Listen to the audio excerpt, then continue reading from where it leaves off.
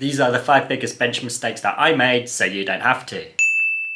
The first mistake was trying to prove that I was strong instead of getting stronger. I would add weight wherever possible, grind through reps, and constantly push close to failure. At the time, it felt productive, I was lifting heavy, I was working hard, but it wasn't quality training. The problem with this is that it builds fatigue faster than it builds strength, and that's not good. You stop focusing on technique, you stop getting volume, and recovery becomes harder than it needs to be. Lifters who get strong aren't trying to hit PRs every week. They're building strength patiently through years and years of consistent training. Once I stopped chasing numbers and focused on productive training instead, that's when my strength blew up.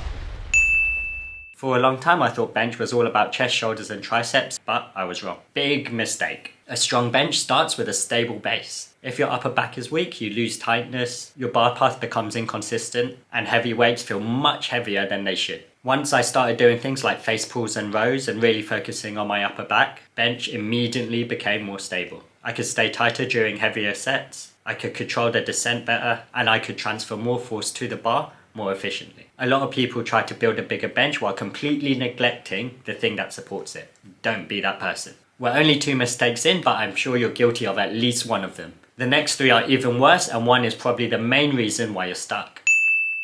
I spent years chasing the perfect exercise, doing random things I would see online. I convinced myself I needed more variety, but in reality, I needed more mastery. My progress came when I got consistent with a few specific exercises. Competition bench, pause bench, close grip bench, incline bench, and dips. Strength comes from getting good at the things that matter, not constantly replacing them. Most people don't need more exercise selection, they need more patience.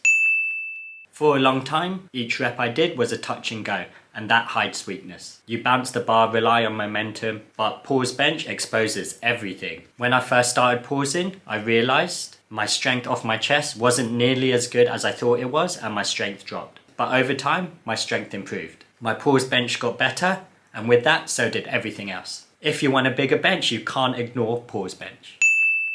The last mistake was believing that changing programs would solve all my problems. Every plateau, every max attempt failed, made me search for something new. Different spreadsheets, different methods, different systems. I was always looking for the missing piece. Eventually, I realized the missing piece wasn't the program, it was just consistency. Most programs work, but most people never stay with them long enough to find out. It's not exciting, but it really works. The frustrating thing is that none of these things felt like mistakes at the time. Most of them felt really productive. But looking back on all these things, fixing these 5 mistakes had more impact on my bench than any special program or any secret technique ever would. Don't do what I did and make these mistakes, and you'll build your bench a lot faster. Hit that like button if you're gonna get a bigger bench, and tell me what numbers you're aiming for.